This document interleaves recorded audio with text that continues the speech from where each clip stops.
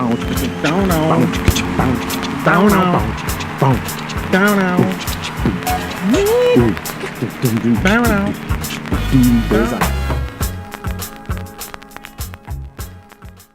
that's what we said. We're going to jump right into it, so we don't hold any back. So, good morning, good afternoon. Brother John, you look stunned.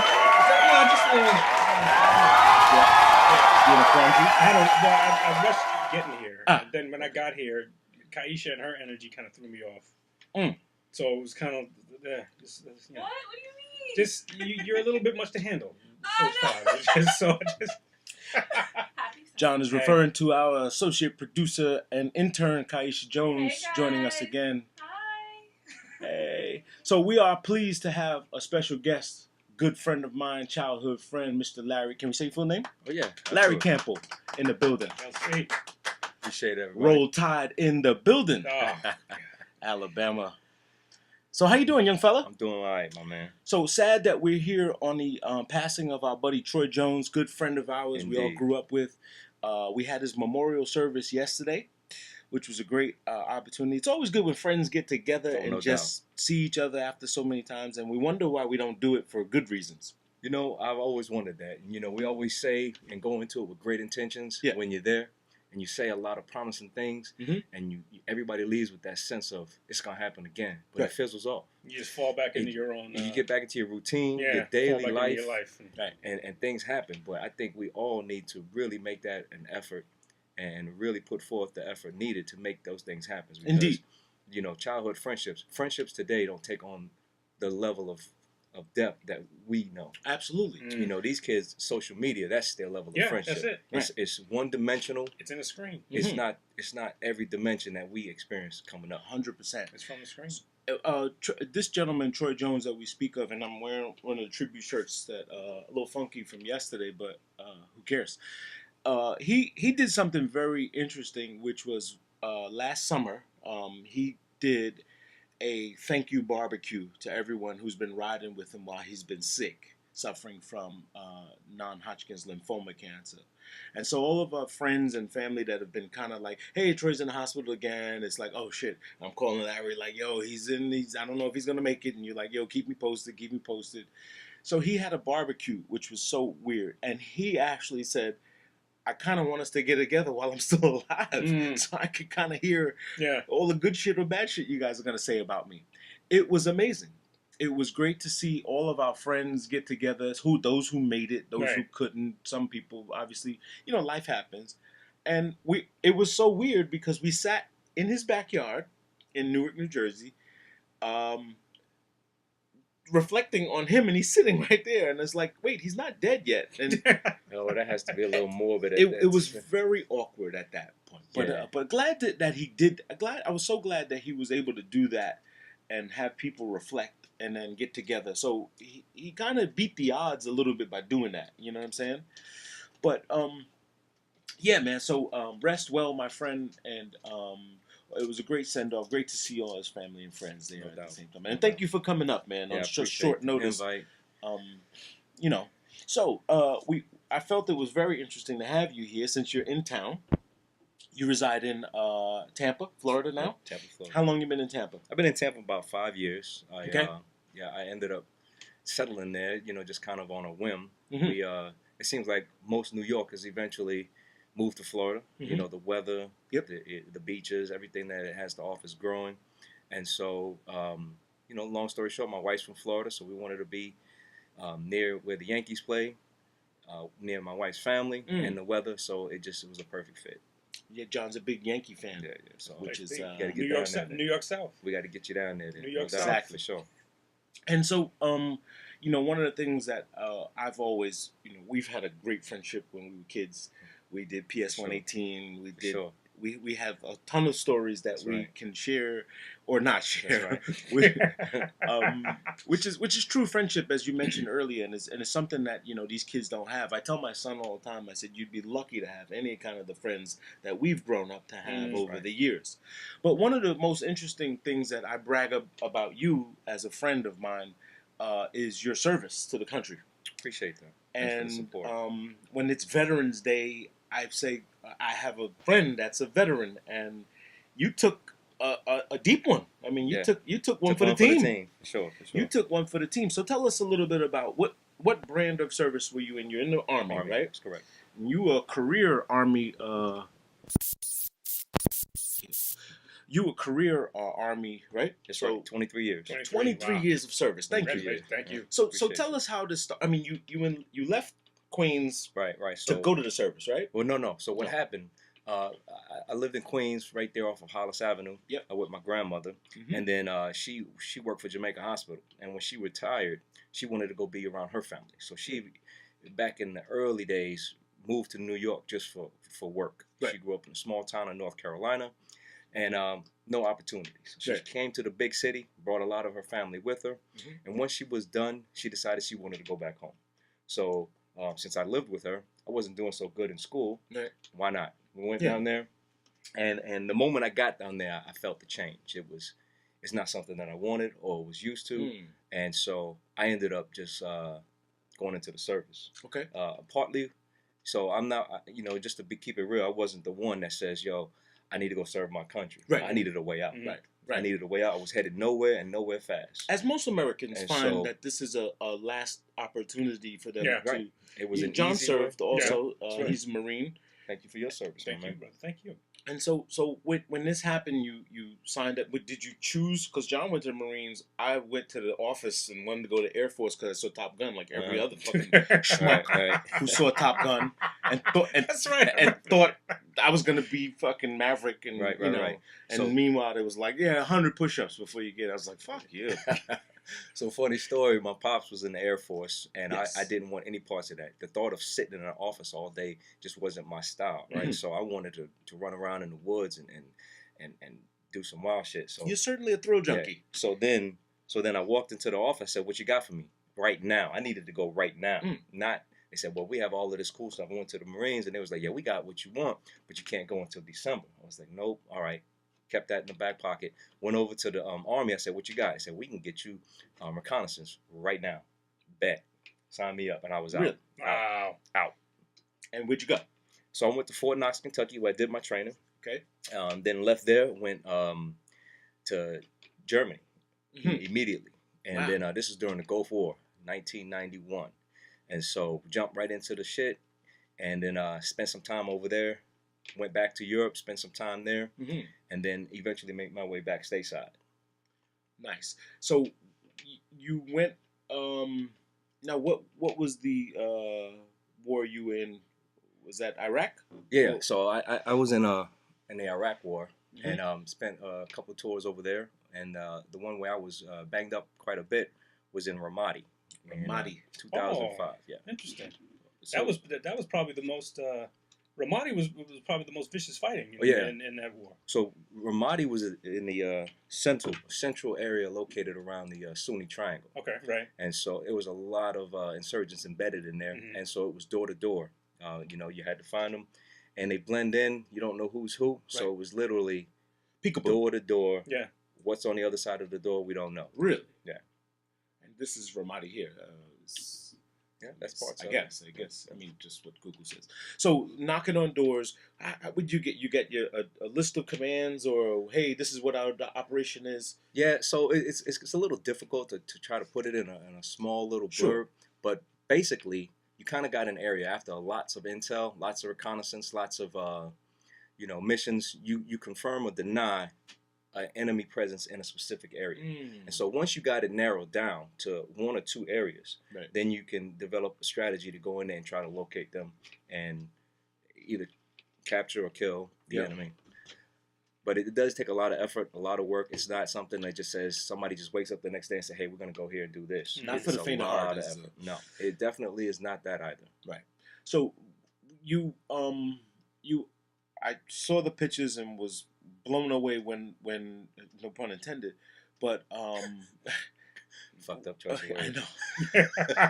but I got the call like most of us through Troy actually was like, dude, Larry was in an accident overseas, and he was badly burned in a tank bombing. Tell me this story because you wrote about it at one. Did you disable your Facebook account? I have. Okay, I understand. Yeah. And I understand. It's been off for a few years now, actually. Okay, because I used to go to your page and obviously show my kids. I show, look, my friend has, and you've been awarded the Purple Heart. That's right. Congratulations. Appreciate you. I know no one that has a Purple Heart. Right. Or has been offered a Purple Heart. Right. So, you, John? You know a couple of military guys. You know some. I know one guy. I know one guy that has a Purple Heart. But and I can't remember if you're a Purple Heart winner. Do you get saluted when you wear your Purple Heart? No, you don't. Okay. That's the Medal of Honor Medal recipient. of Honor and the Silver Star, right? No, just the Medal. Just of the Honor. Medal of Honor. Okay. Only the Medal of Honor is saluted by all ranks. Okay. What does that mean? When you walk in the room, people salute you? Right. If you're walking around and you wear the Congressional Medal of Honor, whether you're enlisted or officer, you get saluted by every rank and every branch. Wow, that's impressive. That is. It's not an award that I really want. Right. Most recipients are posthumous. Yeah. And so, the few that are alive are national treasures, in my opinion. Really. I mean, these are people that pay the ultimate price for the country and for the cause. Here we talk a lot of, I'm the conspiracy king of all time, and I get beat up for being that guy. But at what point do you have a consciousness about what the goal is, or is it like any of us that go to work and say, man, I'm here till 9 to 5 and I'm doing my job and just whatever it is? So as you progress through the ranks, you get to see the big picture, but at the strategic level, we're talking White House level, you don't. It's compartmentalized. You have a mission, you have a goal, you have objectives, and you have the commander's intent, and you're given the authority to operate within those guidelines to accomplish a specific mission. Now, you don't want to overwhelm a grunt or a soldier with too much, so you kind of filter out the little, some of the details. But that makes sense. And it just, here it is, here's when it needs to get done, here's how we can do it, and here's what not to do. Right, okay. So this is the proverbial, what we hear in the street is need-to-know basis. Yeah, kind of. I mean, in layman's terms, I'm not. Well, there is a need to know. We get instructions 2 levels up, so we understand what the bigger picture is. I see. And ultimately, it's to defeat the enemies of the United States. That's really all you need to know. Right. These people are trying to attack us at some point, or infiltrate, or cause some sort of ruckus, and we just need to stop them. Super impressive. So when I got that call, I was devastated. I was like, what the hell happened? How do we get more information? And this is kind of prior to social media being that buoyant. We didn't get posts and updates and stuff like that. And then it kind of rolled in. And later, I heard you were okay. I heard your body got shipped to something. Now, you were unconscious for a little bit. Yeah. I was... well, tell us what happened. So I'll tell you. So I was in Ramadi, Iraq. And it was a few days before we were supposed to leave out. And we was right in the center, near the government center. And so we got a call, and I was on QRF, which stands for Quick Reaction Force, on that particular mission. Okay. Unfortunately, the Marines at the Gov Center were under attack, and we were scheduled to leave. So our replacements were already there. But we in good conscience, couldn't let them go day one right into the shit. Right. So I was like, okay, hey, look, we'll take this one. You guys need to familiarize yourself. And you were familiar with the turf. Oh, yeah. We knew it like the back of our hand. Okay, so you were there already. Yeah. So we was there and had been there for almost a full year. Wow. And so on this particular one, we're heading there, and a IED detonated underneath my vehicle. I was the second of 2 vehicles. I was in a Bradley fighting vehicle, which is a for lack of a better term, it's a miniature tank. Okay. And it was 3 Chinese 152 field artillery rounds that detonated under the vehicle. And what it did was it penetrated clean through the vehicle, from the bottom through the top, and it ignited the fuel. And so at the same time, it was a complex ambush. So we had, in Ramadi, it was a city. So we had multi-story buildings, some 10-story buildings. Okay. And so this particular assault, they were shooting down from the tops of these buildings. Oh, and so these snipers. They weren't. I wouldn't give them that much credit. Okay. Their accuracy is not on the level of our snipers. Okay. But they would definitely had a lot of bullets. Right. So they was just raining down ammo, and in an attempt to try to keep us pinned down, or you get lucky, you may hit one of us. Suppression, just basically keep your head down. Right. And so once the vehicle caught on fire, it changed the game. At that point, the immediate threat is the fire and not the gunshots. Right. Right. So you're in a tank. How many men in the tank with you? This particular mission, it was 4 of us. I had my medic in the back, I had a driver, and then my gunner. and myself. I was the vehicle Now this commander. tank is no bigger than this. I mean, this is It's considerable tight. size. It's It's big. Really? Yeah, it's fairly big. Huh. It weighs upwards of, I think, 33 tons. Wow. Yeah. And what's the name of the vehicle? What's Bradley Fighting Vehicle. Bradley Fighting Vehicle. And so for you guys in this can, and IED goes off underneath you. Yeah, and the Pops way it's through. designed, this particular vehicle, when it was designed for the Cold War, it's heavily armored in the front. It's designed for an armor battle to be fought with an enemy that's facing you. Boom, boom, boom. Right. Contact. Direct in front of you, not Right. fighting from underneath you. I see. So in this particular vehicle, the fuel cell sits underneath where we sit, and it's a 250-gallon fuel cell with a reserve of 50 on the side. So it's literally It's one of these things. yeah, right there. This is it? That's it. Wow. That's pretty big. It's pretty big. It can hold. It can be. There's different variants of this How particular long vehicle. do you spend in this machine? It depends. We can do continuous operations out of that. Yeah. And we can spend upwards of weeks. What? Out of that. As long as we have fuel and resupplies, Yeah. we can continuously move. So as long as No, the supply but lines.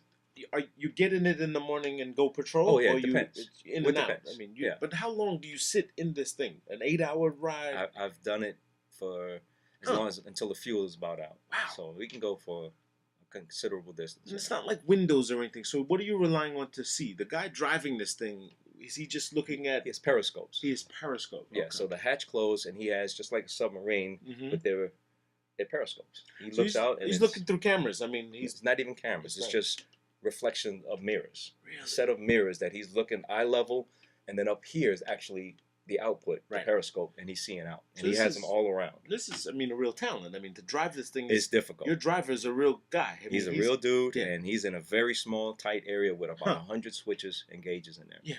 So he goes. Does anyone else know how to operate this machine? Yeah, we all at one point are familiar I with see. all the systems. I We see. have to be, just in case.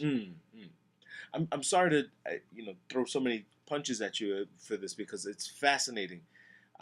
Most of people who hear of war, hear about it. It's something that's not. They have no idea. Yeah, I understand. And Yeah. so, I don't mind the questions. Yeah. Some of them get a little uncomfortable, but, Right. Right. part of that is therapy. Yeah.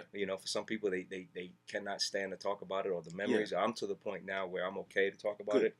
Well, I'm glad to see Yeah. that because it's important for we hear all the horror stories of PTSD, trauma. This is I mean, your thing is traumatic. I mean, I don't know too many people who can walk away from a tank being blown up, let alone and so we hear like now in the street we hear all the guys now talking about how in the hood we all grown up and it's kind of just as traumatic.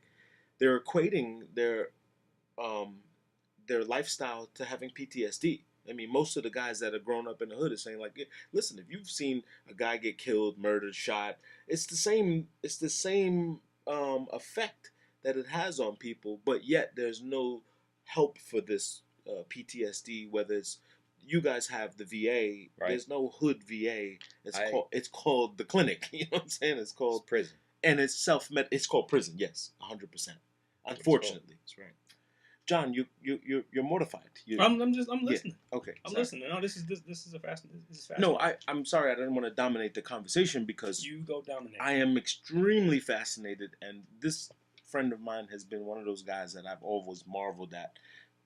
Because we've had such a great friendship over the years, and as much as we've gone through, I don't remember any of our friends we've never had arguments or mad or I don't think we've gone to the level of, pissed off at someone. No.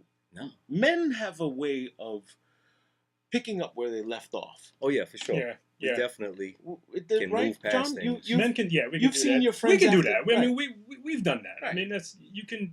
4 years ago, yeah, how you doing, man? You want to Yeah. have a beer? That's okay, great. Yeah. You, Our line, that line Mhm. is a lot thicker, I guess. Yeah. And it takes a Yeah. lot more to cross it. Now Yeah, true. every now and again you will run across an asshole that will cross that that steps line. over that line. That- right? but that It's gotta be dealt with line- a certain way, right? If you have a friend, a real friend doesn't cross that line. Right. A It true doesn't. friend, It doesn't right? cross that line, and I think there's also an understanding that whatever that incident was, that person didn't have any maliciousness Right. towards you. Okay. It might have been a certain set of circumstances, or maybe it was something that just got out of hand or misinterpreted a certain way or whatever. Right. But there was no, you weren't trying to get at me. But also, we grew up with a level, the thickness of our skin. Yeah. You know what I mean? Because we grew up be honest talking with each about other. your mama. Yeah, right. We grew up like that. I knew his mom. Right. Mhm. I knew Troy's mom. Right. If we was out there talking about his mom, I was talking about my aunt. Right. How much about my aunt am I willing to talk shit about? Right. Right.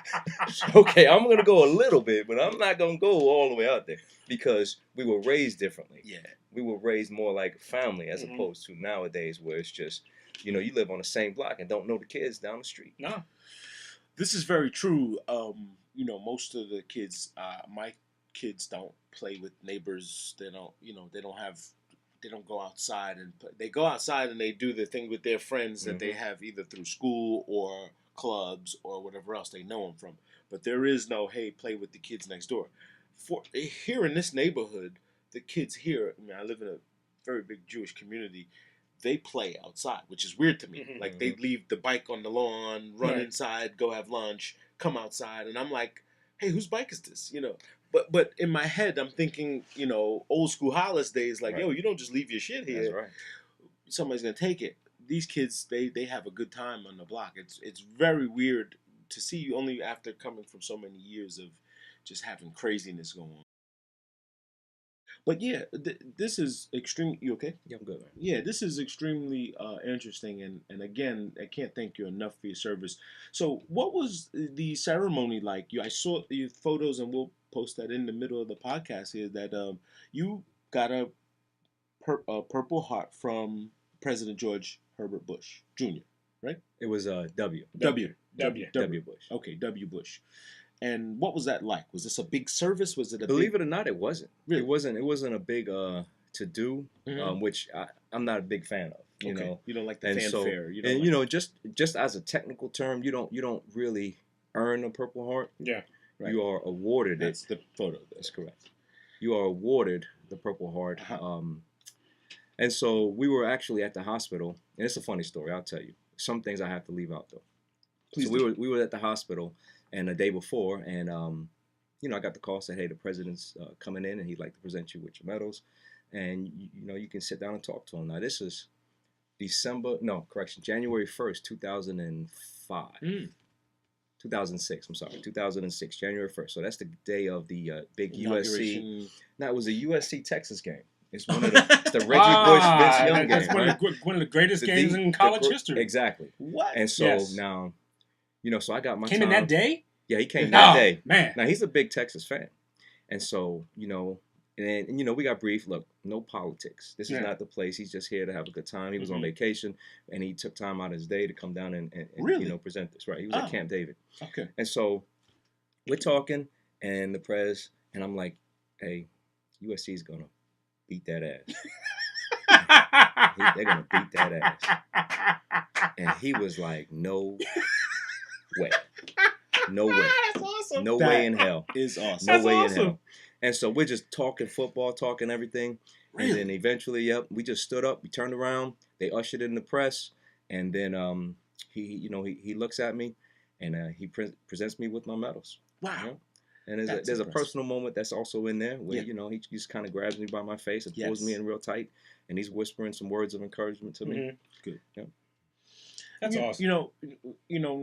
As much as people, again, from the outside looking in, do not understand politics, do not understand that these levels and tiers of government, it is quite an honor, when your country and the head of your country sort of recognizes you for what you've done and the sacrifices you've made. And, all said and done, when the pain goes away and all the other stuff, and thank God you've survived and lived to tell the story. Does your family ask you? Do they lament over it? I mean, you now have 6 kids. Am I correct? That's right. Ooh, you've been working. That's right. You've You've been been putting work early. 5 boys and a girl. So did you have the first kid from us? From most of us? You From did, us. right? What was your first son? Wakil? Wakil. Wakil. Yeah. What the hell does that mean? Wakil. Did you have it from us? Meaning the group of us that had when we Was I grew the up. first? Yes. When was your son born?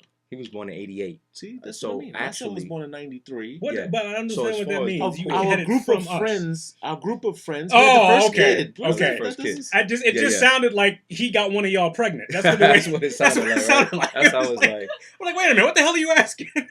from us. No, Quick Candy I'm did sorry. not sell pregnant I'm sorry. bars. That's just how it sounded. I'm sorry. Okay. It's Weird. Yo, so honestly, it when we say there's a 88, I was in high any- school. I was so was I. yes, that's what I mean. None Yeah. of us had kids. You had Well, kids. remember Gary had one real early, mad early. Fowler, yes. Yeah, Gary had one mad Spuddy. early. But It's you know, Spuddy. as far as the core group, yeah, I think I was the first. Yeah, that's what I mean. I just remember I was like, "What? Larry had a kid? Like, wait, Yeah, when yeah. did this happen? We're still in high school. I say that every other day. I say the same shit. we're like dating and shit like Yeah. that. So he's got to be what, 30? What is Yeah, that? he's 29. It's insane. Wow. That's insane. And how's he doing? He's doing great. He's in North Carolina. Okay, I have a grandson. Beautiful Your boy. granddad. Yes, Amazing. I am. Congratulations. I appreciate it, man. amazing. Yep. Your granddad. So you have 6. How many boys? 5 boys and a girl. 5 boys and a girl. And the girl was the last? That's right. She's Yes. the baby. And she's how old? She's 19. 19. Goes She's to my the- daughter's age. Yeah, so she goes to the she's- University of Maine. Wow, impressive. Does she travel? She travels a lot. A lot? Yeah. Okay. Yeah. So University of Maine. Wow. I don't. What is that school for? She's studying to be a veterinarian. Okay. Veterinary. That's his first wife That's was a my first veterinarian. wife's a veterinarian. Yep. Yeah. Oddly enough, his ex-wife diagnosed me with I had a condition. I was taking some blood medicine or whatever else, and I had this annoying cough. And she says, I bet you're taking, she told me the name, Lisnopro. And I had such a cough that I was ready to pack it in. I was like, dude, I can't take this anymore. Like, I was coughing for no reason. Dry, heave, cough. Not sick, no sniffle, just had a cough. I'm like, Doc, tell me what's going on. I'm fucked. Do I have it? Do I got the monster or what? Am I going out like this? I gotta start signing papers. Right. Do I need to get my affairs in order? He was like, no, take this, take that, take this, take that. His ex-wife says, oh, you have blah, blah, blah with this and that. I'm like, wait, you're a veterinarian. Like, am I a fucking... Horse. Yeah, right. You got kennel cough, nigga. Right. I have the ultimate raccoon disease, and oddly enough, I changed my prescription, went to my doctor, and he was like, "Oh, you mean that side effect? Yes, it does have that." I was like, "What the fuck do you think I've been asking you all this time? I've been asking you what the hell's wrong with me, and is it any of the medication that you're giving me? Does that possibly have a reason to Man, give you me gotta fucked check up?" into them side effects, man. Most of them shits is worse than the actual ailment. They're worse. And every commercial. Every There's like, you're adding like 15 seconds on the commercial Yeah. because you said it might, and it says like might cause death and Death. shit like that and whatnot. Explosive Oh, diarrhea. yeah, you might die. With an You oily might die discharge. taking it. Yes. An oily Oh, discharge is Yeah. the one that gets me. It's like, Yeah. really? I think I don't want that. Oily discharge. But to answer your question, Yeah. so I really, my family, oddly enough, they don't talk about it. Really? No. Yeah, I think they sense. I'm gonna be honest. It's not something that I reflect on. I live on. It's not it's something that happened, but It happened. it doesn't define me. I don't Sure. want that to Right, define me. Right. 100%. So It's a chapter in the book. yeah. And so It's a now chapter. you're happily married in Tampa. You have a boat. You Got a Yeah. boat. Yeah, love it. You love getting out in the water. And in Tampa, what is the biggest thing to do in Tampa? So I know I'm- Ybor City. I've been to Yeah, Ybor City. Ybor City's live. Yeah, that I've been to. South Tampa's live. Yeah. So You've I'm been gonna to Tampa, John? Yeah. You've been to Tampa? Tampa's Yeah. pretty fun. Tampa's nice. I'm gonna be honest, man. There's so much to do there. Is that right? It's so We'll much. come man. down. We'll be down. Anything you want to do, you can find. It's a big sports town. Mhm. The women's NCAA Final Four was just there. The championship Yes. was there. Yes, we had Giants a couple come of down girls. there and play all the time. The Yankees are there. Right down the road, I can go see the. I can go to South Beach. I can go to Orlando. So it's a good area. Nice. I encourage it. Yeah. You can come and visit, but y'all motherfuckers can't come stay. Fuck it up. Crazy. We fucking New Yorkers, up, man. Tampa. Yeah. We'll find a place for you to stay. If you, Yeah. I've been down there a couple of times. I went to Ybor City, and I came down with the FUBU guys when they were promoting they had the 2002, I think it was, when the Giants played the Ravens. It was in Oh, Tampa. that's right. It was in Tampa in Ybor City, and I was rolling with Damon and all these guys. We had a great time. It was really fun town. Tampa's a nice place. So you've how many times have you been back up here? You've been a couple of times. Just a few times, Yeah. and just for odd reasons, and unfortunately, this was you know one of those times. Yeah. But my grandfather still stayed up here. I saw the pictures. Right, and so my pop, he stayed over here on South Side, right there off of Sutphin. So I would come and visit him from time to time. Okay. And then I have some uncles and all that stuff. Yeah. So Mr. Campbell is still in the castle. Oddly enough, right on Hollis Avenue, the castle. He's in the castle. Yeah, right off 195th Street. Snake Hill, and the Snake Hill, the bottom of Snake Hill, infamous Snake Hill, and then the castle. We've had a lot of journeys to those stores. John used to frequent that area a lot with his buddies Kevin and all these guys. Over to Dolly's. Dolly's. Yeah. I just kicked it with Dolly yesterday. Really? Yeah, no shit, man. And she remembered you? Well, honestly, she didn't. No. I didn't expect her to. Okay. Yeah, we were kids. I was in there stealing candy. Yeah, that's right. If she remembered me, it's because she used to bust my ass when I Right. was stealing candy. It's nothing now. It's like nothing in that store. They barely... I'm gonna tell you what. For those, it's a hallmark of that area. She's a staple of that community. So although the store is not thriving, I would still encourage anybody in that area to go pay Dolly a visit, and go buy something out of the store. Put back into your community. Put some money in there. Spoken like a true champion. Unfortunately, a lot of people do not take that advice, and for whatever reason, we seem to be on to the next and newest. Everyone just a new store pops up. Oh, okay, great. Yeah. The shiny little thing. Yeah, shiny, pretty. Yeah. And I was, we were more on the farmer's side, so we were a little bit closer. So we had, Slims, Quick Candy, Lucky's, Mr. Lucky's, Mr. Richardson's, all those stores that we loved growing up, and they're nothing now. They're no staple. Actually, oddly enough, Big Slim just passed away not too long ago from Store and Farmers, and the Quick Candy, I see her all the time. Zelda? No, that's Richardson's daughter, Zelda. Oh, okay, she that's was right. The one She was Richardson's daughter, that's right. Yeah, but all his whole family. But those, you are correct. I mean, our communities are sorely missing that opportunity to patronize their own communities. And we need to do more of that, or a better job at it. I mean, at least go in there and for sure, just say hello. I mean, that's. Hey, they sell They sell the same 7-Up in that store as they do in Walmart. Yeah, exactly. Exactly. No same different. shit. You know what? It never dawned on me to go in there and say hi to Dolly. Like, yeah. I never dawned on me to go in there. I don't remember saying hi to her as a kid either. So but you know what? She's one of our elders at this point. She deserves that respect. She's been in the neighborhood 100%. She was 27 years old, right. Young black entrepreneur. Imagine that. She's 70 plus now. Mm-hmm. Imagine what it took back then. Right. To make a footprint in a community and sustain the drama and all the changes all the and bullshit all the that came with it. that came with it, all the shootings and killings and all of the above. Speaking of shootings and killings, the last 2 weeks ago we lost Nipsey Hussle. Rest in peace. Rest in peace. Prolific artist of our time, and oddly enough, most people had not heard of his music and not had been fans, and oddly enough, more people that listen go, "Wow, I really wish I would have," and they start to listen and learn. Isn't that amazing that someone that does so much does not get the clout until afterwards? Biggie said it best. You're nobody till somebody kills you. Yeah. Man, that is very tough to deal with. But he also, and this is in a way to his credit, he also made sure that what he did was contained to the point where he can control it. Mm-hmm. He sort of didn't allow what he was doing to be co-opted by somebody else. True. And so because of that, he's probably not as out there as some of the other people were. Yeah. But he also controlled his thing. Yeah. He kept a tight circle.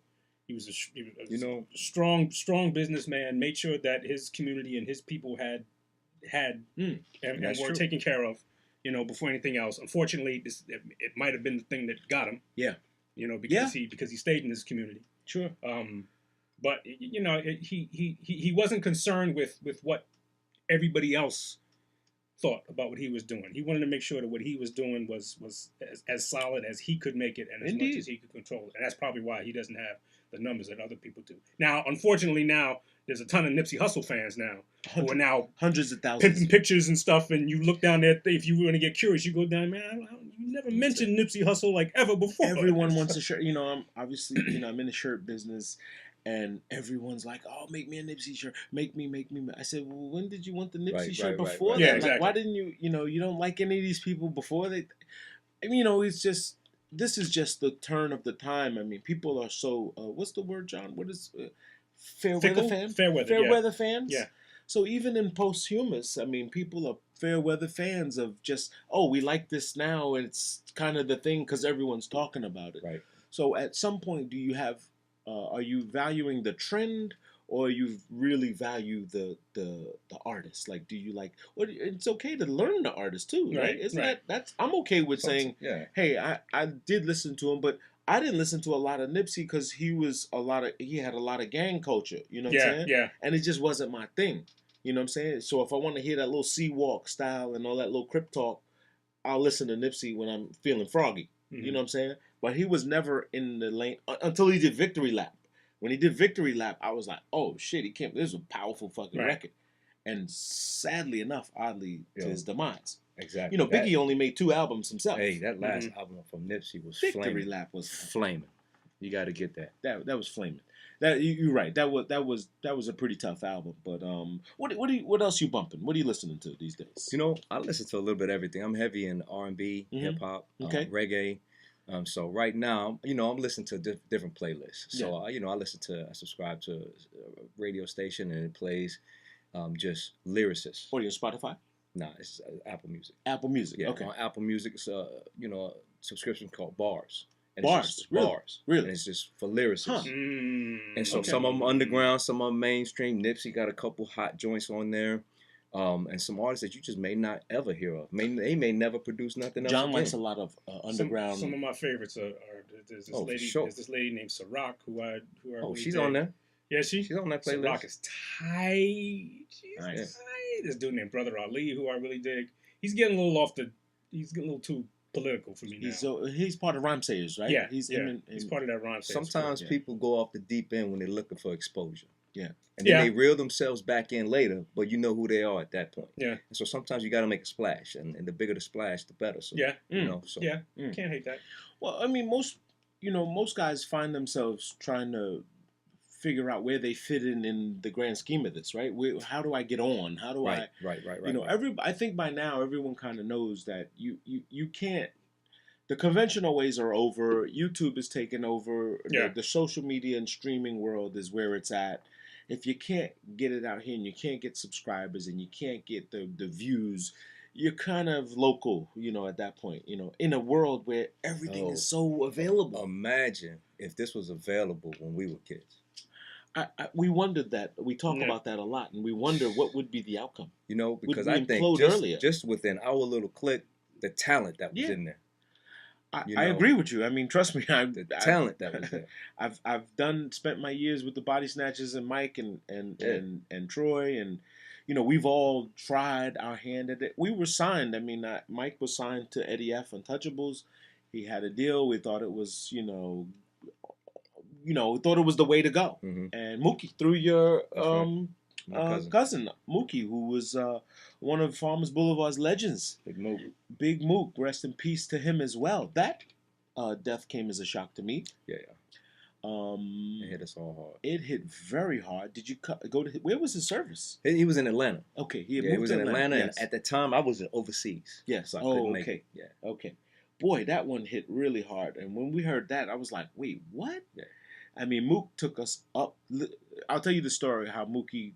Obviously, we came to Mook, and I think through Troy. I think it was Troy was like, make it happen, and Mook took us up to. We had a record called "Can You Feel It" at one time, and Mook took us up to see Diddy. Actually, literally took us to Diddy. Diddy was at Uptown at the time, and he these are my guys. They from the neighborhood. They organic. They got it. They got this. And Puffy literally sat in the corner just like where I usually sit, was eating ribs and throwing them in a bucket, like, just like, word, that's dope. Hitting the wall, barbecue sauce on the corner on the wall, and we're like, what the fuck? What is this shit? You know what I'm saying? So he was like, do the record, do it, just sing it, like this, sing it. If it's all that, sing it. So we put the record on, just sing it, man. Just go ahead. So we had the tape, we played it, we put it on, and he was like, oh, I like that. He said, but yeah, y'all need to go see my man Eddie F. He makes records like these. This is something like him. This is his style here. Mm-hmm. This is not really Bad Boy. No, Bad Boy didn't exist at the time. I'm sorry. It was Uptown, and they had just signed Jodeci, and they were little kids from North Carolina sitting in the lobby, shaking like, are we getting on? Are we getting on? Are we next? And that'd be great if old boy didn't have his shirt on. Casey always never had his shirt on. He looked like this fucking mic stand. I mean, he was just, that's how he was. I mean, they all did look emaciated. Gremlin fucking guy. So we're sitting there and he plays this, we play our record, Can You Feel It? We just sampled it, Can You Feel It? Mike's rhyming and rapping, and all of a sudden we go out, we try to meet Eddie, who failed, and Puffy comes out with this artist, Father MC, from Far Rockaway. Right, they wanna be treated. And it's do do do do do do, same hook we did, same. Can you feel it? And we're like, wait, what? And we're like, no. This is impossible. And it was like, we were so fucking mad. We were telling Mook, yo, he stole the shit. He stole it. He was like, dude, y'all sampled the record. It's anybody's take. I said, come on. He put the shit exactly together the same way. Come on. And guess who produced it? Eddie F. So we're like, fuck. All right, get these guys in. Bring them in. Let's see what else they can create. Mm-hmm. Mike started writing for all these guys. Mike was a ghostwriter for many guys. He just kept writing. Oh, pen this way. But they didn't want to sign him. They was like, fuck it. Keep this guy in a dungeon. Give him a couple of dollars and let's see if he can keep writing. And that was our story. But Mook took us right to the front. Got us with Jodeci. We went because he used to bodyguard for Jodeci. Mm-hmm. So he used to take us to their house in Teaneck, Jersey. They bought these guys a house, 4 BMWs. They were just giving them stuff to keep them happy. They were not making any money. Yeah. They would just, put them in the studio. They gave Devontae and Dalvin the equipment. They put them in the basement. And we were like washing cars and fucking going to the grocery store for them and like, intern shit. Mm-hmm. Like this one over here. Yeah. You wash cars? My shit kind of dusty. Ain't no more, fam. Dusty. We got 30 minutes, right? Yeah, indeed. So that's my Mookie story, but God bless, man. How's his family? Everybody's doing good. They're all in Atlanta. Okay. Everybody's doing well, healthy, alive, making their way through this world. What's the kid used to always be at your house? We used to always beat up and play around with. All of them, man. It was no, but what's Scotty. Yeah. Scotty, where he's in Arizona. He's in Phoenix, man. Really? Yeah, man. He's like a coder, man. But you peg him for something like that. He's a man. What? Coder. He writes codes and programs and shit like that. Wow. Smart kid, man. Smart. He was kid, very smart very smart. Then. Yeah. He was very definitely smart kid. I always handling thought he his would business. Be, yeah. Good. So I saw you guys went to the JMJ Wall. You saw the yeah. You went to the JMJ Wall. Yeah. What else have you done in the city? You went to Manhattan? Not yet. Yeah. We may get up there today, but this is more of a business trip. This is not a sightseeing trip. We're gonna have to get back up here for that. I wanted to see family. I want to spend time around friends. Yeah. Go see the old neighborhood. So we spent most of our time riding around Hollis. Believe it or not, man. Saw the pictures. We got out. We walked around. I'm gonna tell you, man, everything, it's been so long, but everything seems so much smaller and closer. I used to, from my house, the thought of walking to O'Connell Park, I used to be like, God, yeah, I know, right? Man, I gotta walk all the way down there. It's like 3 blocks, man. I was like, and then I was like, it's like 12 houses on my block or something like that. Right. I would have thought it was 40. Right. Because that block just seemed so damn long. It seemed like you'd never get to the end. Yeah, exactly. You never get to yesterday I was like, man, this is some bullshit. I saw your sister posted the picture of the house, and it looks this I big. thought it was a mansion. We ran in your house like slippers and socks off, running through, turning corners, Yeah. run upstairs, downstairs, come down, and it felt so big. Yeah. And you're 100% right. That's what happens when you go. Now, if you ever get the chance, if you get to go in the PS 118, dude, inside, yeah. you will feel like a fucking ogre. Really? These little desks, these chairs, move this. Everything is so small. It looks insane. I went in there one day, and they call it Lorraine Hansberry School now. But I went in there, and I was, what the fuck is this? Who is this for? Dwarfs? What is it? What goes here? What? Yeah. And it just bugged me to freak out. And it was really freaky. It was really freaky. So that's what we did, man. I sat outside of 118 just telling stories about how I chipped my tooth out there, fucking around with you one day, chipped my front tooth. How did that happen? I don't remember. We had a fucking piece of cardboard. We didn't have a frisbee, but we was throwing it like it was a frisbee. And I went to dive or get out the way of it because you was whipping it. Everybody else was throwing it normal, and your ass was throwing that shit like he was third baseman. I think it was underhand zinging it. I was throwing that shit, and it was coming for my face, and I tried to move, and I bit the damn fence. Damn. I wrapped my face around that hard metal fence and chipped my goddamn tooth. I mean, we played Flies Up. Remember Flies Up? I had to explain to my wife what Flies Up was. I was like, the object of this fucking game is to throw the ball as hard as you fucking can, and there's a gang of people back there fighting. But that's where the fun is at. So why would you even want to catch the goddamn ball? Right. The fun is in the pit. Right. So why would you be fighting so hard to catch the ball to get you out of the pit? Right. You were a good one hand. You could catch the. You were one hand. You were always one hand and just snatch it out of the air, which was really weird. But she looked at me like I was stupid. What the fuck? What kind of game is this? Flies Up. We played some amazing games that we just punch ball and punch ball. We had some good times, man. So you remember when I fell through the wall at 238? Were you there? When I fell through the thing with April chasing me and Tony? No. I thought somebody brought that story back up again about me falling through the fence at 238. Did you go to 238 with me? I did. I cannot remember that story though. So Tony Ballard and April, remember he used to say April? Remember April? Uh-huh. She chased me through, around the play yard. I remember this. And I fell through a hole in the fence somehow, just trying to dodge her and dip, and I face first. Sorry. On the remember 238 had the well, and I fell straight down, right on my face. Like didn't break anything, just busted the shit out of my face. And Mr. Asher and Mr. Johnson, remember those two guys? Mr. Asher looked like a samurai. I mean, Mr. Asher looked like what's the guy who plays Lurch from? Plays Fred Griffin. Fucking guy from Pet Sematary, the original Pet Sematary. Oh, what's his name? Herman Munster. Herman Munster, yeah, the real guy. It looks like him. And Mr. Johnson had like that samurai mustache. He had a handlebar mustache. They was like, "Little John, you fell down." That was pretty fun. You've managed to. Yo, I got a question for you. Yes. That I've always wanted to know. Yes. Where the fuck did you get the name Chatty from? Aha.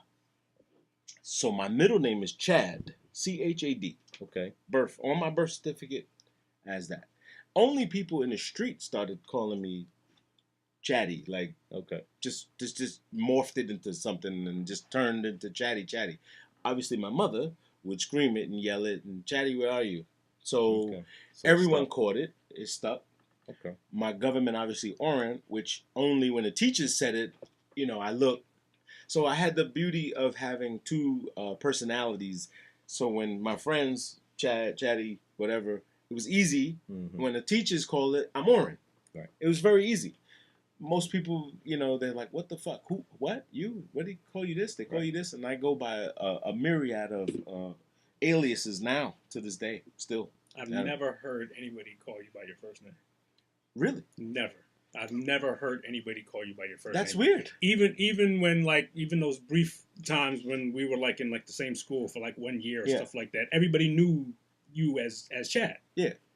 So you were never Oren. And so if you heard that, I knew Oren. If you heard that, you knew it was something official. Right. And somebody's looking for you. 100%. Again, and that's what it was. It was one of those. I was like, okay, the government's looking for my brother. Right. The Oren. They That's right. That's pretty. Nah, I ain't no Oren here. Like, who's that guy? Yeah. What you here for? No, I was able to compartmentalize my life because of that. Because it was, there was a lot of guys remember Artist McDuffie? Oh, yeah. Remember him? Can't find him anywhere. But his name was Glenn. Like, his name was Glenn. Yo, I just heard a few other names yesterday. I was like, hey, yo, that's Clarence. I'm like, yeah. Clarence? Yeah. Who the fuck is Clarence? And which is Storm. We've Storm. been calling him Storm for years. Like, yo, who the fuck And is they're Clarence? like, his name is Clarence. Clarence. Oddly enough, I had the pleasure of working with all of these guys. Like, I had the jobs, so I would get everybody jobs. Everybody came to me for jobs, and it was like, oh, we're gonna work with Chad. Yeah, you got a job at Pergament. Yeah, pretty much. I was like, get everybody a job at fucking Cheap John's. It was like the best thing ever. It was like everybody come to Cheap John's and get a job. And Jeff, who was there, Jeffrey Ford, he fucking ran out on me one day to run to a Tribe Called Quest video shoot. When they shot it on top of nuclear cleaners, he was working with me at Cheap John's. I got him the job. I think it was like his first week. And then they was like, yo, because he's from Linden Boulevard over there. And they go, yo, your Tribe is filming the video today. He was like, yo, I'm out. I'm out. I was like, nigga, I got you this job. I got you a job. I got you a job. You got to, yo, fuck that, man. Tribe Called Quest, Linden Boulevard. I'm out. So, yeah, man. So we had, like you said earlier, we've been blessed to have fun. We played games in the street. We played till the street lights came on, or we even further to that. And each neighborhood, it was nothing serious or nothing worth death. You know what I'm saying? Oh, yeah. Nothing worth losing a life. For sure. Yesterday, I heard there were about 2 shootings in Queens alone. I just read it on my phone. It was like there's shootings all over the place, like 2 or 3 shootings already. I'm like, damn, it's not even hot yet. Like, what the hell's wrong with these people?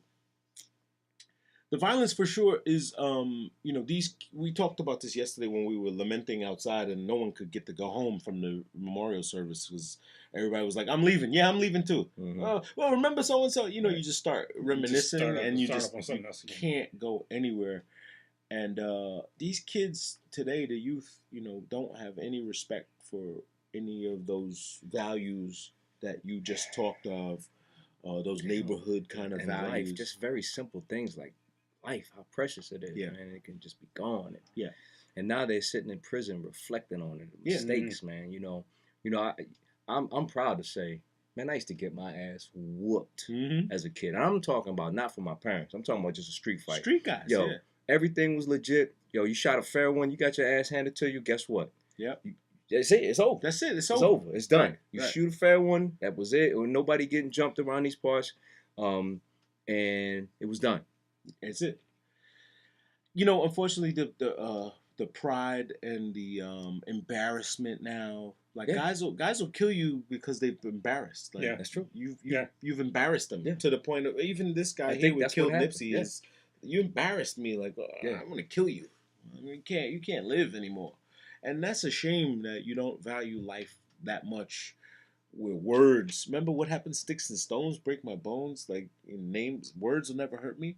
These kids have gone nuts over social media to just say like, well, now, all they know is words. Well, see, these words. Is that what it is? All they know are words. They can't. There's no face to face. That's interesting. There's no right. And on top of that, these words carry a lot more weight than because our words was just simply sounds. That you had to be within the hearing circumference of this sound because it lost its power. Now those same words are typed. And they carry so much more power because millions of people can see it. Okay. Millions. So it's like being you didn't embarrass me in front of 5 people. You just embarrassed me in front of 5 million people. Yeah. Ooh. So that's a big difference now. This is why it escalates quickly. Okay, so that's what's happening now, and kids are just thumb thugging. There's this, basically. Yeah. This thumb thugging. Yeah, no, it's thumb thugging, and there's no perspective. When you type a word, there's no perspective. That's true. It's letters. Yeah. And then it's up to the other person to interpret it. Right, exactly. And they interpret it however they interpret it. Whatever filters it pass through to get to their mind. Right. And at that point, it's a death wish. Right. Okay, you just that's it. That's that thin line we talked about. Right. Yeah. And that was enough to get you done crossed that little thin line of mine. And that's it. Even back in the day, even when you had beef with somebody, the first thing you did was you validated what that person said. Mm-hmm. Hey, I heard you said blah blah blah blah blah blah blah blah. Right. And so you at least left room for this opportunity to sort of say, okay, well, this is where we kind of like mess this up a little bit and maybe even squash it. Now you just got shit on. You just got type words. Is it no? This is what you said. Right. So I don't give a shit what you meant by it. This is what you said. Yaga yaga yaga yaga yaga, and then there go my nine. Oh, you feel like that? Yeah, exactly. Oh, you feel like that? Oh, but I mean, it's pretty fucking sad. I mean, it's shallow how. I mean, there's no words that should mean death. Like at some point, someone ending someone's life, like your problems I don't know what the psychosis is. Your problem just begins with you ending his life. Like you. Yeah, that didn't solve anything. Didn't solve anything. It just created a whole nother set of problems. Right. And what do? Run for the rest of this? It's not possible. It's not possible. In this day and age. Not with all the information. Not with too small. And people arguing about social media on social media. Like, oh, I hate all this social media shit. Yeah, on social media. You're right. on social media telling how much you hate social media. And so that brings me to the earlier point you made about me yes. Just cutting off all my social. I did it. I got tired of seeing and hearing, and honestly, it was for me. I was spending too much time on it. Okay. I was just devoting hours on end, and I look up and my whole day is gone and hadn't done shit but looked at other people's problems and read about other people's issues, and it just became too draining. But at the same time, it cost me because I lost touch, because this is the primary form of communication. That is correct. And how we keep in touch with people. Yeah. And also, you came from also being in the military. You were in an environment in which that connection you had with other people was vital. It is. Relationship building in any industry is key, but in the military, the relationship takes on a different meaning when you know that person got this your dude. life in hand. Yeah, exactly. Yeah. I can only do so much. Yeah. I need my left and my right have to be on board with me. Right. And so it takes on a different meaning. Do you keep in touch with the guys that you were in the?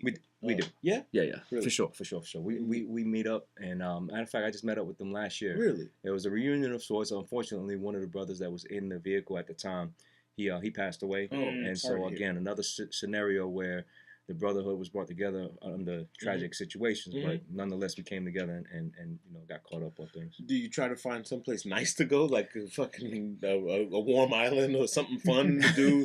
That's not. Some of those guys are still active. Okay. They're still really? in there, Okay. yeah, and they're still doing their thing. They're still kicking doors and Really? doing what they need to do. When did you retire? 2013. Okay. Yeah. Now, when I heard you, I heard you went back to look for the guy.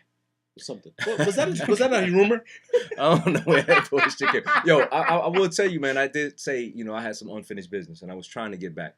And so initially I was supposed to be, released from the military. My injuries were such that I was, if you can't kick down doors in my profession, then you really are not able to do what we pay you to do. Especially if you don't want to sit by a desk. Right. And so, I then had to recheck and relook my situation. So I ended up going and teaching. And so that's how I ended up at Alabama. Okay. So you were doing ROTC program. Yeah. I ran that program for a few years. Sweet. And what does that mean? You. So most colleges has a reserve officer training corps where they groom. Oh, is that what college ROTC students. stands for? Yeah. Wow. They groom college students. I didn't know that. To be military officers. Okay. And so there's a couple ways to commission. One is through one of the academies, and the other one is through ROTC. Oh, okay. Reserve. Say it again. Reserve Officer Training Corps. Huh.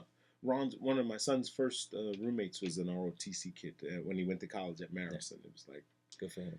Well, he thought the guy was going to murder him in sleep one time. I want to know. Huh? Yeah, he was like, he said, I don't know what Mike's story is, and but I wake up at 2 o'clock in the morning and he's shining. Yeah, and he's shining his guns. Yeah, no, he's looking at him, like staring at him, like Full Metal Jacket. Yeah, he was like, this guy's kind of goofy, man. Dude is off his rock. And then he told him, he says, so he says, can I watch BET? Like he asked him, can he watch BET? He says, I don't think I'm the spokesperson for BET. Like it's a channel, you can watch it. He was like, but am I allowed? Is it a thing? Like this is where some people get their experiences from. Maybe his first time even being in a room with a guy.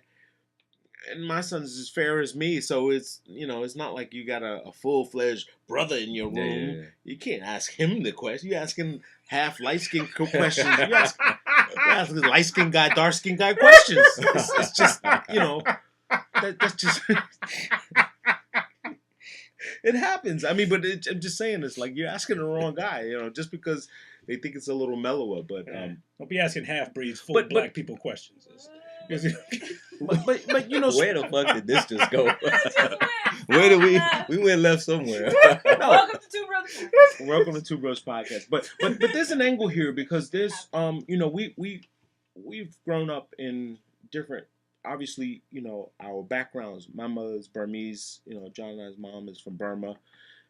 You obviously were the Chinese guy in the neighborhood and farthest thing from it. You know what I'm saying? And everybody, and everybody's funny as fuck, man. But their ignorance makes them say Korean. Right.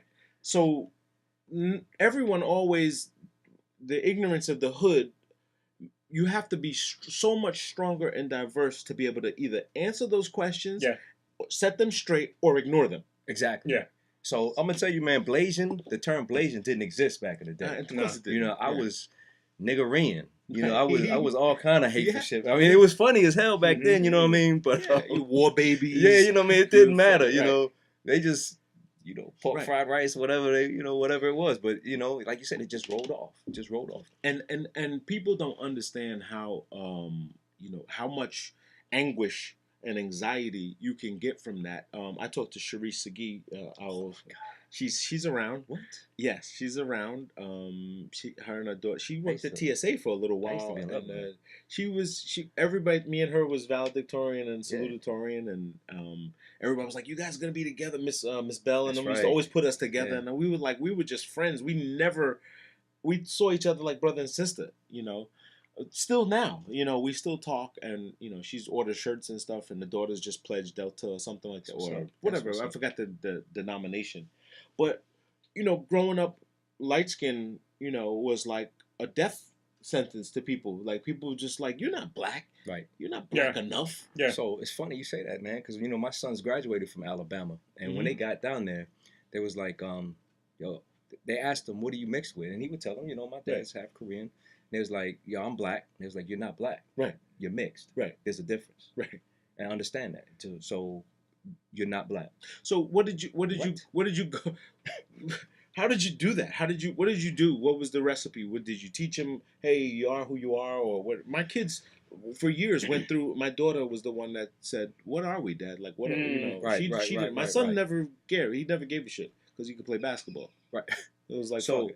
My sons, they grew up in the military. They were military babies, so it was a very diverse school system. Okay. I see. Right, and so they never knew really, like walking into a cafeteria and the blacks on one side, whites on one side, Asians got their Latins over here. They never really knew that. You know what I mean? And so now it wasn't until they got to Alabama. Now they're in high school at this point.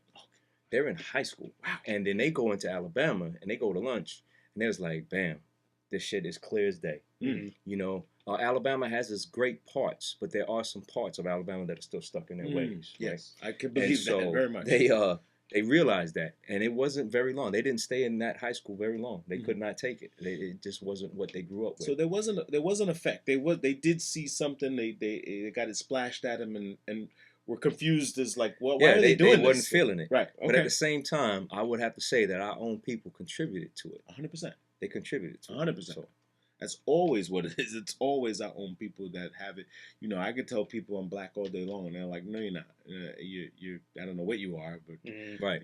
So you go through this mutt phase. You go through this. I guess I'm mixed. I guess I'm. And then you start saying, "What fucking difference does it make? Like, what? Why is that the topic? Like, why are we talking about this? Like, What difference does it make? Why am I defining myself for you? Right. So that you can feel comfortable with whatever you decide you want to call it. Yeah, they want to almost set the record straight. Let's just go ahead and get it out the way. Let's set the record straight. Here's what you are. Right. I'm going to tell you what you are by my definition. Yeah. How about you're an idiot?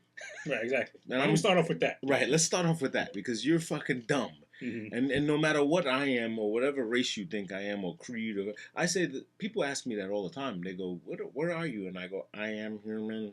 And they go, "No, where you from?" "I am from Earth." And they look and they go, Yeah. no, it's that. Why are you playing? And I said, because I'm serious. Like, what the fuck do you think I am? Yeah. At some point, you have to take that away from... Take that power from them, right? To define it. I always say I'm American. Yeah, I say I'm American. So Born and I was born and raised in Queens. Right. Mm-hmm. I was Queens, man. I was born and raised. I mean, Queens General Hospital. I mean, God, it does, which is gone, by the way. Queens General's gone. Queens General's gone. Yeah. And the point you made was a powerful one. Like a lot of times we do it to ourselves. Yeah. Like we sort of fail to recognize that we as Black people are a diverse group of people. Wow. And we all don't look the same. We all don't listen to the same music. We all don't wear the same clothes. We all don't talk the same.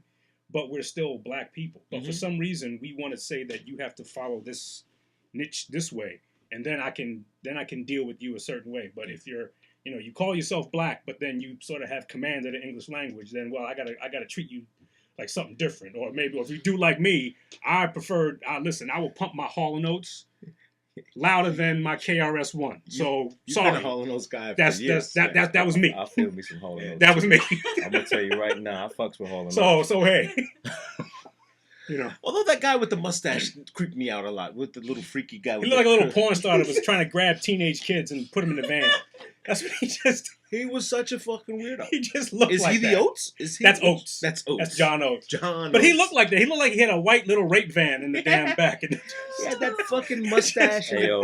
Them my boys now. Y'all no. I love it. Y'all fucking it up for me now. No, all day long. He's Hall & Oates all day long. Hall & Oates all day long. Yeah. He certainly is. But, these are... that little guy, man. Like Bosom Buddies, right? Remember the show Bosom Buddies? Yeah. No one remembers the other guy. The Tom Hanks got all of them.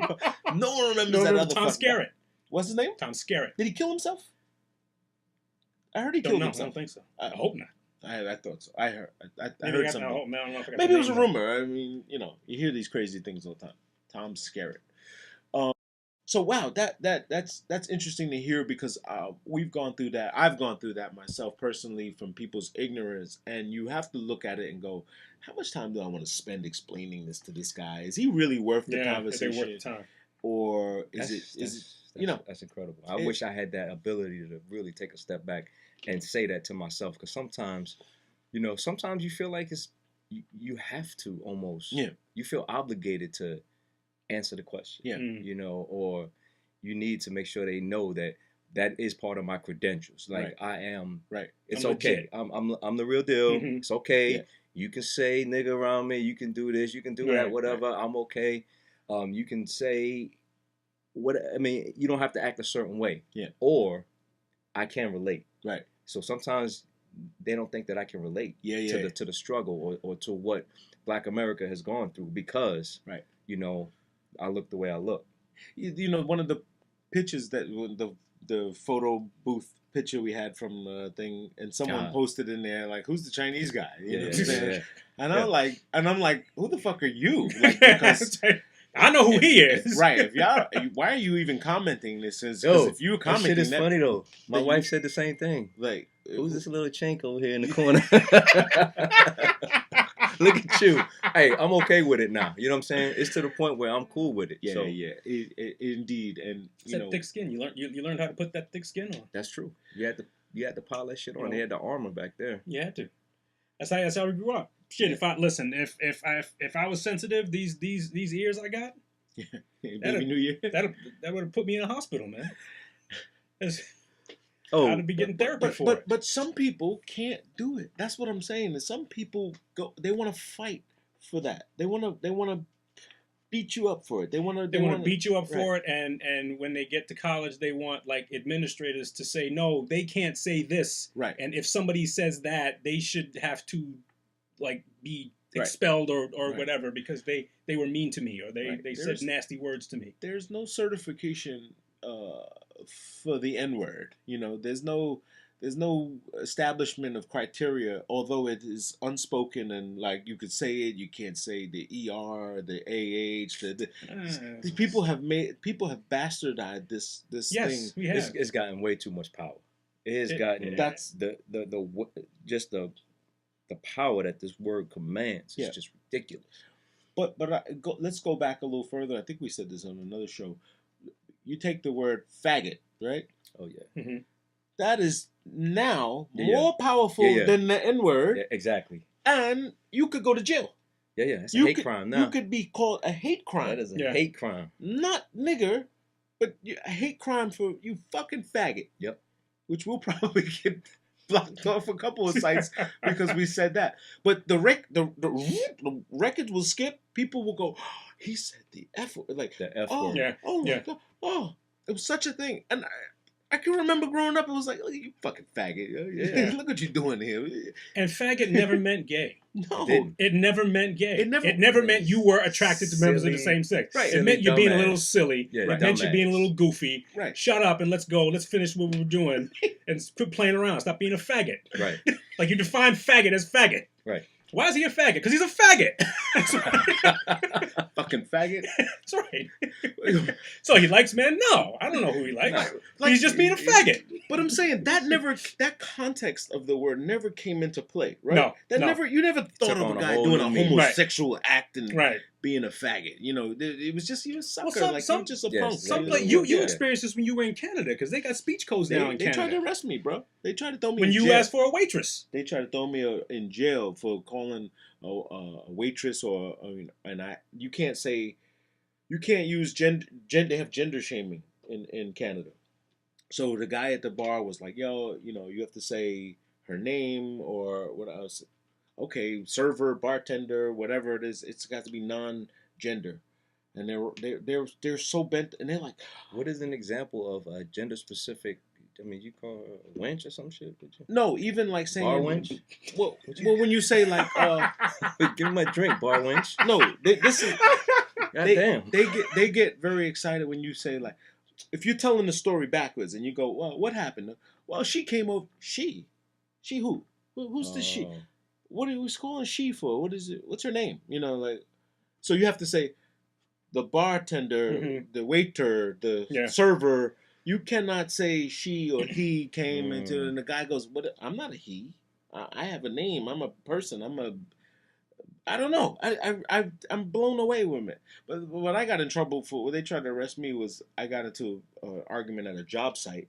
A plastic table like this, and everybody was getting all excited and talking about this, and you need change orders, and it was all politics and bullshit. They do more form over function out there. So you need paperwork to move this from here. Why can't we fucking just move it and just get over with and do the next thing? And so, kind of big guy got up and I tipped the plastic table over, and they said I'd ransacked the place, and I called them faggots. And, Don't be faggots about it. I said, man, you guys act like a bunch of fucking faggots, and I just and the table fell over. It was a plastic table. It wasn't my fault. And they went nuts. You call the faggot police on me and everything else. The guy came with the fucking big hat in Toronto. I'm like, and a Mountie showed up on horses and shit. In a pink car. And Toronto is a cool ass city. You ever been to Toronto? No. Toronto's a fucking cool city, man. It's nobody gives a shit. Nobody cares. There's nothing. These guys were looking at me like, so what'd he say again, eh? And I'm like, you guys are fucking kidding me. This is like a fucking episode of Super Troopers. Like, what's going on? And they were like, I said, listen, it's not that serious. It wasn't a big deal. It's over. No problem. And they were like, do we take them down? Do we take them for questioning? Are you guys pressing charges on them? I'm like, pressing charges on what? I felt like Eddie Murphy in Who Gets Thrown Out of a Window? You had to check yourself because you sound like you on the verge of saying it again. No, so thank God my client was the owner of the building. I mean, he's with me. This is my guy. The guys, you can leave here. Leave the private property. All right? Take it. Thank you. We're fine. And I was like, damn, that's it? Guess when you have $1 billion in the bank, you can fucking just do whatever you want. Hey, get out of here. I'm building something here. We're working here. But they were really very sensitive over words. And I'm like, oh, gosh, you guys are crazy. But yeah, the world is a crazy place now. It's man. It's different. I mean, kids are not. I don't know. I don't know the answer to it. You're right, man. But they're able to identify as what they want to. Tomorrow, they're not kids. They identify as adults. John identifies that suitcase. At 50, has a newborn, right? Miles is how old now? 8 months. 8 months old. Wow, he's getting 8 months. I just saw a photo this morning. And congratulations, my man. Thank you, brother. You're better than me. 50. You got 6 though. Yeah, man. But the thought of having one right now, at 50. So tell him, John, what was the experience like when you went to fill out the papers? Oh, I had 5 choices to select his gender. Wait, whoa. 5 choices. Wait. Okay, I know of 2.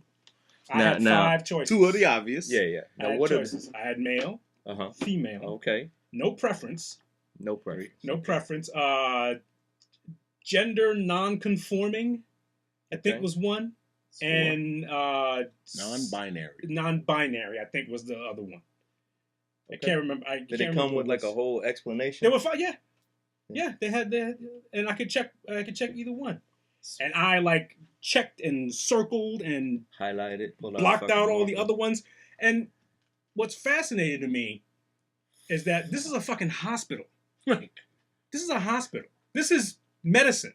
This is like none of your, whatever your judgment is. None of that matters. None of that should matter. Right. It's like, what do you see? Right. You know, do you see a hot dog or do you see the opening of the bun? The buns, right. That's what you see. Oh that's how you make your judgment. What a choice. That's how you make your judgment. You know. So when the baby's born, does a doctor smack him on the ass and say, "Congratulations, you're the proud father of a baby"? What? Yeah, I don't know. That's a good. What did he say to you? That's a good question. You have a non-binary. That's right. You have. Here's a thing. Go ahead and define it. What do they say? Your thing is here. I don't know. And there's some parents actually go through this phase of not defining their child. Mm. So they're walking around with a 5-year-old. It's you boy or girl? Well, we don't do that. They haven't decided yet. Oh, the fuck you mean they haven't decided yet? Meaning the child is supposed to wake up and go, Hey, I'm a fucking boy. I'm all for choice. Yeah. But at some point, man, you're right. It's either left or right. Right. Yeah. You're picking. Well, it's natural. I mean, we've gone. What? How long has society? Well, let's go to the. What is America? How old is America? 400 years? What is it? 200 years? What are we? 1776. 1776. So how old is it? How many years is that? 225, something like that. So in 225 years old of a country, I mean, at least we've always kind of been that. Now we want to change it, like. So what does that mean? Like in 400 years later, you know what it means? It means that we have so much goddamn privilege that we need to figure out something to struggle with. Damn. Is that what it is? We're just bored with. I think that's what it is. I can believe that. I think that we're just at a point where the average person is just well-to-do, and that there is no. Every generation has almost had their definition of struggle. Mm-hmm. What you had to overcome, because America came up with these ideals of what we are as a nation, and we always found, hey, wait a minute, if we believe this, then how come we're treating these people like this? How come we're treating these people like that? And it became big enough to the point where we actually got laws changed, and people had to struggle for that, and people lost lives over that. Yeah, I can see where that. Now we're at this point where there really is no other. I mean, there really is no other struggle. Yes, we do have pockets of communities that get treated differently. Yeah, I'm not denying that, but at the same time, on the whole, I mean, do you really want to be anywhere else? Do you really? Can you really say that somewhere else does a better job of protecting you if you're black, if you're female, if you're gay? Where else could you be in which you could still have the same, at least on paper, legal rights as another person? Sweet. True that. True You spent time in the country where if you were female, your life was dictated for you. That's right. Right. For sure. But you lived in Germany. You said you spent time. In Germany. Yeah, I lived there for about 3 years. Okay. How was that? This was a long time ago. This was early 90s. Yeah. Times have changed, but when I was back there, the dollar was rated differently. It was a lot more powerful. Mm-hmm. And so as a young serviceman in Europe, I was wild. He's living it. Just living the dream, man. Yeah. No cares in the world. They love service. Didn't know what it meant to a 9 to 5. We worked, and that was your job. That was my job. We went to the field. We kicked it with our boys and had fun. So you've never worked at a office, like a company, not until now. Not until now. Right. Until your later years. My so later all years. your training and work was field service orientated. Yeah, and then obviously for there's you can't train all the time. Right. Okay. Right. And so because you train as you fight, and obviously there's a lot of money involved with that. True. And so you come up with other ways to try to train, but literally we were either preparing for war or just got back from it and refitting to go back. Wow. And looking at it and basically it's like looking back and seeing, okay, what happened here? Yeah. You have your little after action reviews where you sit down and say, what could we have done better? What was the intent? What did we try to do? And then you say, well, what did I say was gonna happen? Right. And then you look at it. Well, what actually happened, and what can we do to make that better? Right. How can we make this more efficient, more Purposeful, quicker, more direct, or whatever the case may be. And then you then if it fits, then you make that into the new doctrine. Okay. Right, and then that's the new standard procedure going forward. So you obviously when you went to Alabama, you became a big Roll Tide fan. I liked Alabama for a long time before that. I liked SEC football. Growing up in Queens, man, we didn't have college football. No. Right. Not didn't at all. exist. Right, and so it wasn't until I got into the Oddfellows. military. Right. It was Oddfellows. That's right. That's right. That was our football food. I posted right. pictures of Oddfellows, and people went nuts. They were like, "Wait a minute, where'd you get these pictures from?" Right. And I'm like, "I found them on the internet." And I show old Oddfellows, and people are like, Right. "Oh, the horror stories that Yeah. I remember going through that building." Right. Someone was on the floor. There was so many rumors. And there horror was stories. a wheelchair that rolled down the hallway. Yesterday, we was driving past. I was like, "Yo, there used to be it's gone." We was like, "Yo, there used to be a murderous insane asylum back in there, man. People used murdered in there, man. None of that shit happened. None of it happened. It actually was a nursing home for elder immigrants that migrated here to the country, and it was somewhat very poor healthcare wise. I mean, meaning these were all poverty. They were impoverished immigrants. Wasn't taken care of. I mean, Hollis was considered Long Island at that time, and that area was mostly Polish, German, Polish, and Eastern European, Europeans that lived in there, Holocaust survivors and things like that. So when you go look at it, it's weird. I mean, and the fact that Gregory Meeks built like a mansion in the back behind it is insane. I don't know if you've seen it. I saw it. I didn't know that. That's Gregory Meeks' house. I did not know that. Yeah, that's what's up. Yeah, congressman. So you followed Alabama. You've been.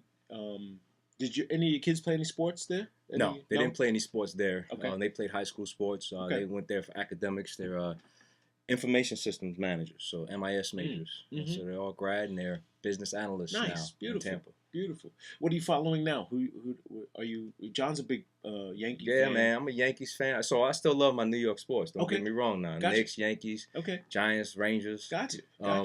So I'm a big time New York fan, man. But right now, it's tough, man. It's tough. It's so tough to be a New York Knicks so fan. tough, I mean, man. I'm a Knicks fan by Man. proximity, and Yo, I just get so frustrated, man. Anytime they say, "Yo, what's going on with the Giants, man?" You just wanna just shut up, man. Just leave me alone. Just talk to me next year, man.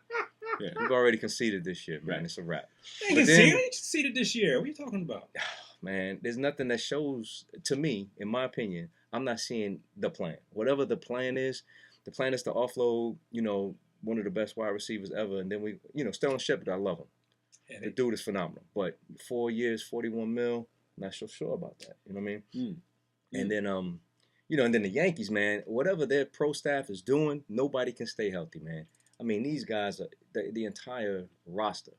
If it wasn't for CeCe right now, I don't know where we would be. Really? Yeah, a lot of people hurt. Is CeCe holding us down? Well, he pitched a great game the other day. Did he? Pitched a great game the other day, and then 5 minutes, and then it was finished up by a young dude named Domingo Herman. Nice. So CeCe staying off.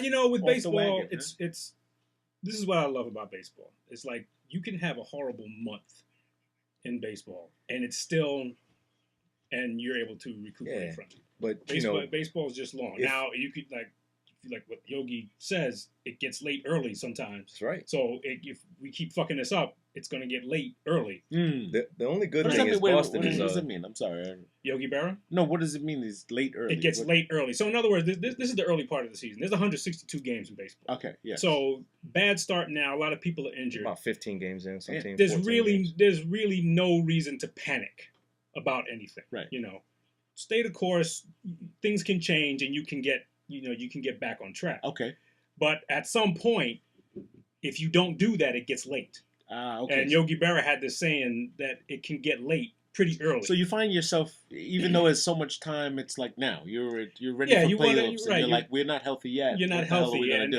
and you got Oh, I see. time. But Okay. then if it keeps on going like this, then all of a sudden the end of May, you're saying, hey, wait a minute, we're kind of digging ourselves in a hole that's going to be harder to dig out of. So, Wow. so on the one hand, you got to be patient, but at the same time, you got to realize that if you don't take care of business, That's right. It can get later. I tell early. people all the time, the number one rule for digging yourself out of a hole is to stop digging. stop digging. Stop digging. That's right. We're still digging, goddammit.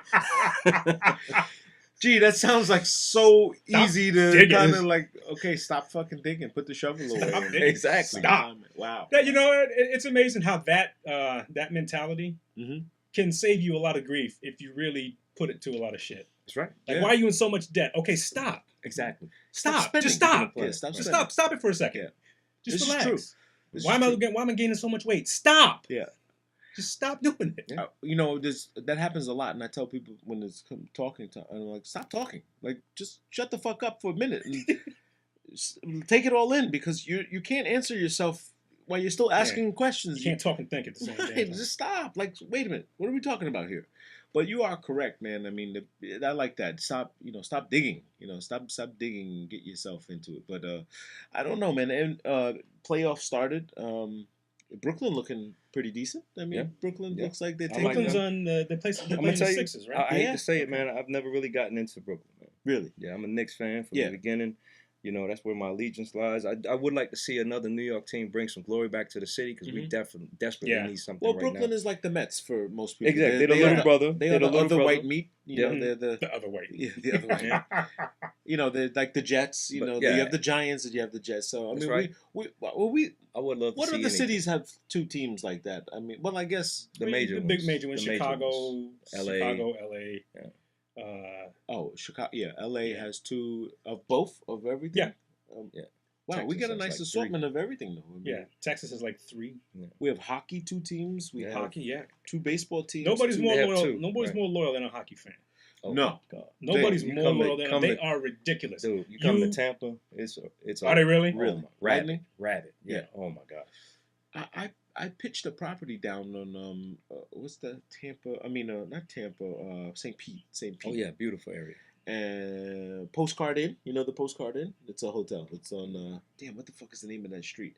It's right where the Postcard Inn is. Zamora. The Zamora Hotel. It's a new hotel. I went there with the owner one time. He was building this place. We was like, you'll never build this fucking thing. 5 years later, he built it. But I say this to say it was right across the street from the Tampa. Tampa Bay Lightning. If you were in St. Pete, you was looking at the Rays. The Rays, Okay. the Rays Stadium, yes, which was pretty cool. But it was a nice little town. I like is. that little town. There, the Breakers. There's a couple of hotels I've been around. Got to get an inn in Tampa, man. You need to get down there. Yeah, Sure. indeed. Both of you. Well, this was great. I appreciate it. We appreciate having you. Yeah, man. I told you it'd be painless. It's just normal talking. I mean, that's the whole idea. Is just talking regular. Is nothing, crazy. When you speak on your own life and your own experiences, it's so easy. I tell people all the time. I said the only reason you have a problem communicating because you're making shit up. That's right. You're making shit up as you go along. You need to stop fucking Yeah. fabricating things, or else it Good gets a point. lot easier. But when you're genuine and you're constantly just reflecting on things, but you got a nice perspective on life, and I hope your family's proud of you. They should be. Oh, I'm sure they are. I mean, I'm sure and he it's laughed debatable. as he Yeah, laughed. debatable. But it was great to see you and your sister up. We really appreciate it. And we will definitely get down to see you down in Hey, bring the whole setup, man. Bring the crew. We'll shoot live from Tampa, man. absolutely. Hey, doggy. we do it right Get there. some tickets, Kaisha. Yeah, make that happen. Listen, we shoot on GoPro. That's waterproof, man. So we can go on the boat. Oh, we too. do it on the boat. Oh, do it on the boat. That's for sure. right. For Do it on sure. the boat. Absolutely. Catch some big fish. What can you catch in the bay? In the bay. Everything. Yeah. Everything, bro. Really? It's a big bay. Yeah. Shark, snapper, snook. You can keep it. Yeah. As long as it's within season and within limits. Yeah, Okay. absolutely. And you bring it right out and cut it yourself and Yeah. cook your own stuff? Yeah. Wow, it's crazy. Troy came in. Absolutely. So did you guys go fishing? We didn't get to go fishing. Okay. Troy was, he's down for a little while. Yep. He stayed at the crib, and they had plans, and it was kind of a short notice, so I didn't have time to clear up my schedule. Okay. But I was blessed and to have him and his wife stay Yes. at the house, Yeah. and we got caught up. That was But we beautiful. didn't get to go fishing. The weather didn't cooperate either. Yeah, it was Right. bad. It was like a storm. Yeah, You guys the weather were didn't cooperate. the fucking hurricane was coming your way, if I remember correctly. Yeah, that's true. It passed And, right over you, right? It did. It took a little bit of a right turn, so it missed Tampa as a whole. It went through more of the central parts of Florida. We Yes. did catch some of the outer bands. Mm. A little bit of damage, but we were Okay. blessed on my side. So. Oh. Well, man, again, thanks for coming, thanks Oh, for man. sharing. Absolutely. It's been great to have you here, and hey, man, we'll see you around more times. No man. doubt. This won't be the last time. Can't of this. wait. John, My car clean? Yes. Kaisha, My car is his clean? car You ready? clean the car? My car You ready? Get the car ready? No, what you talking about? Jeez. He didn't ask you about the floor mat. The floor mat's okay. Just get the outside. No. All right, everybody. Two Bros Podcast, episode 60. God damn it. 60 episodes in. Thank you for tuning in and watching. Don't forget to hit the like, comment, subscribe button. And go try to be a blessing to someone else. Oh, fuck him. Peace. Not literally.